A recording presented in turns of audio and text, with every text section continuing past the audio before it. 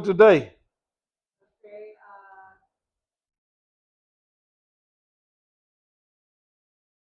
any questions right now?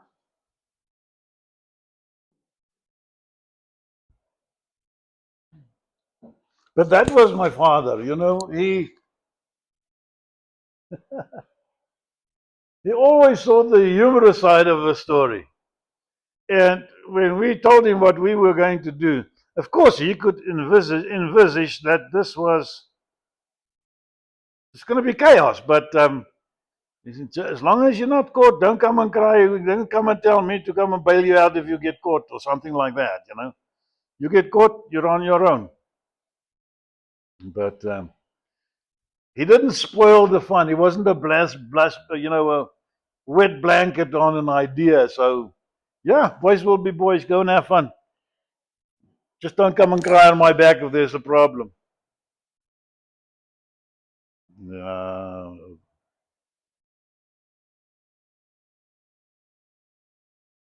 that's it, my baby. Tell me a little more about Conan. I mean, I'm kind of envisioning him as a dad.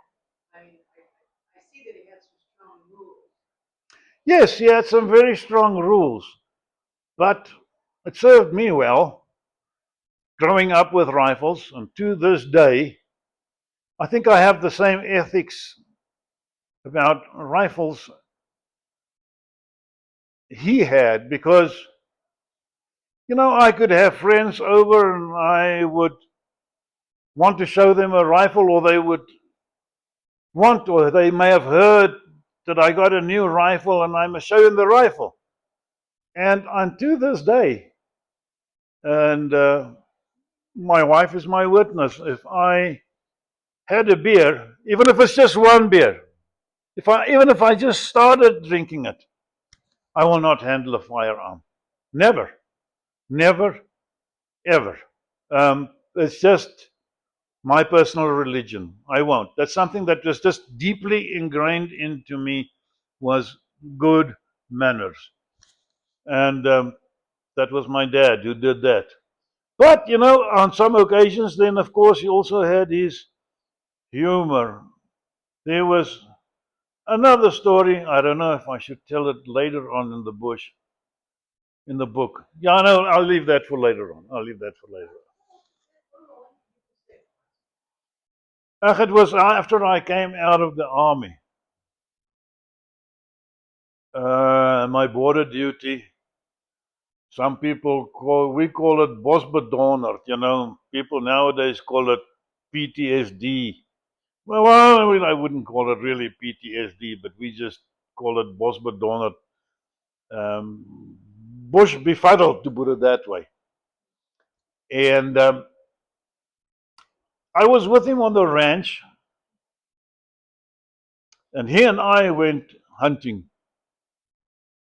And of course, we knew that there was some impala here in front of us. We could hear them snorting.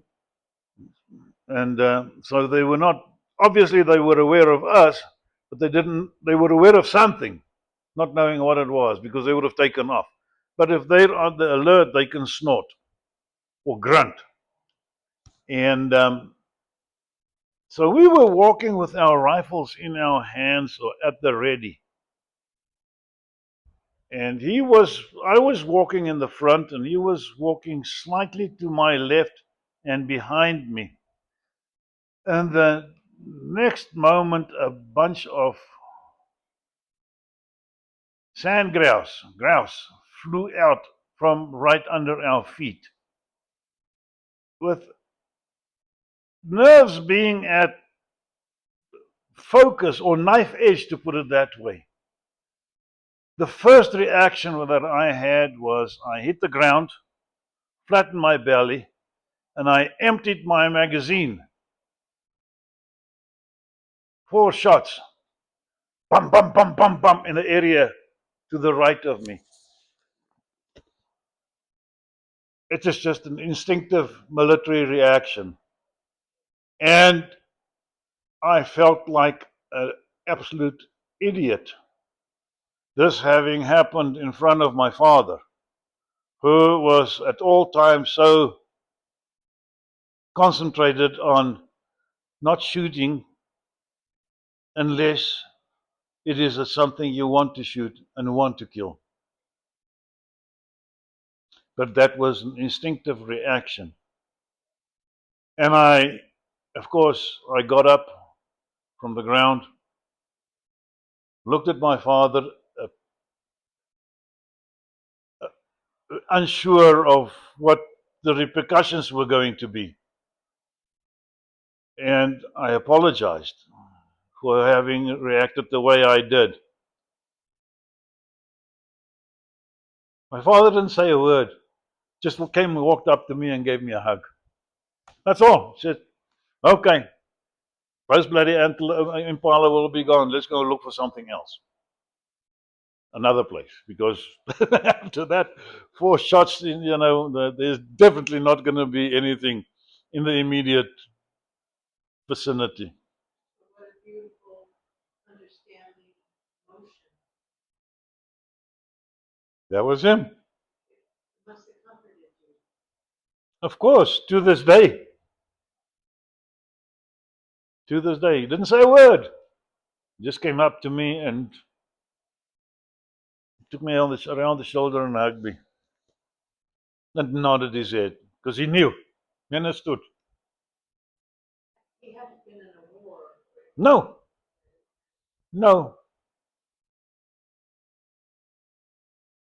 There was another time.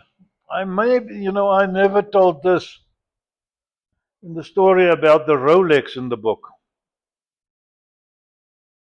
But that was another thing. But it had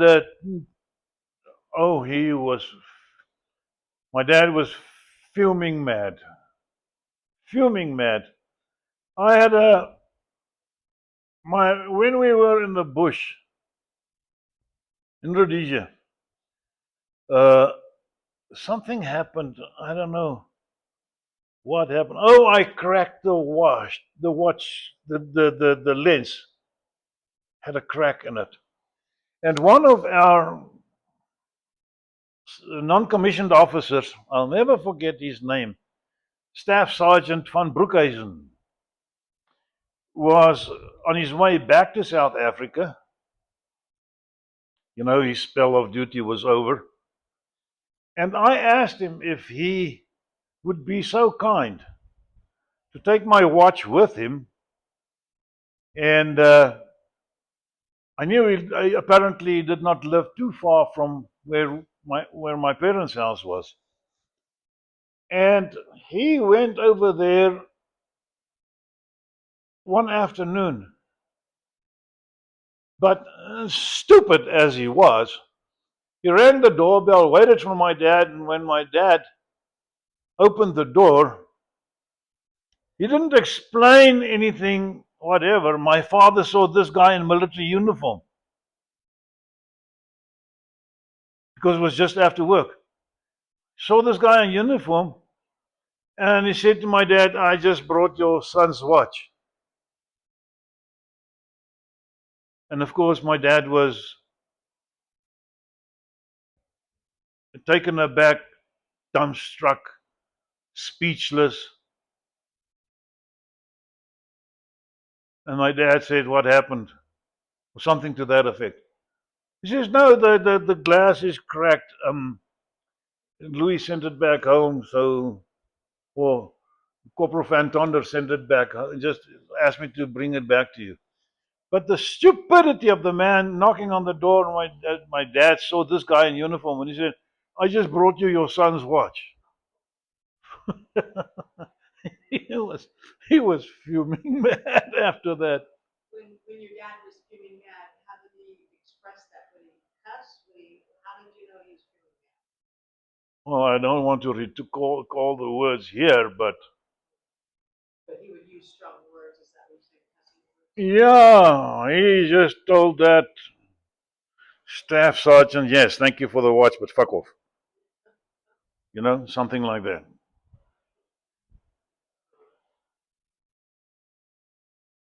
So what other things would you consider your dad taught you in terms of manners or values, things that you think are important things in life that you feel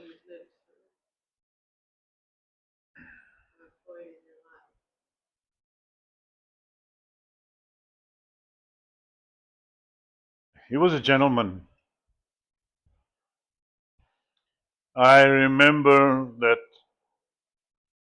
even 2, 3, 4 days before he passed away, Jeanette took him to the hospital. And of course, she wouldn't let him drive because he was in no condition to drive. He was too weak. Remember, the cancer came back, and this time it was too much. But even on the way, as they got to the vehicle, he could hardly walk. I think Jeanette must have told you the story. But he still went and he opened the door for her. She would drive, but he would still go and open her door for her.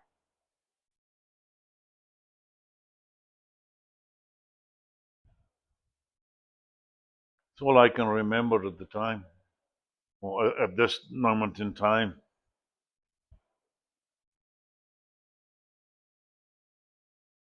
There was another bloody story. I don't know what. He No, I don't. I haven't got my facts together. It was also a military story. He ended up at the camp, but he did not pay enough attention to the guards and the guard duties. And when they stopped and challenged him, he ignored them and he got in the car and drove away. And they nearly shot him. But I don't know why he was there. Maybe it was when he brought my watch back after having been fixed and delivered it to the front guards. No, I don't even know, because this is not something that you will just give to somebody unknown. I don't know what the hell he did there. How far was your camp from your home? The military base camp was in Voortrekker Heights, which is a military town, the military headquarters just outside of Pretoria. You weren't far. No, You couldn't go home there. no. Yeah, that's it. That's all I can remember for the time being now. This last part you must cut out.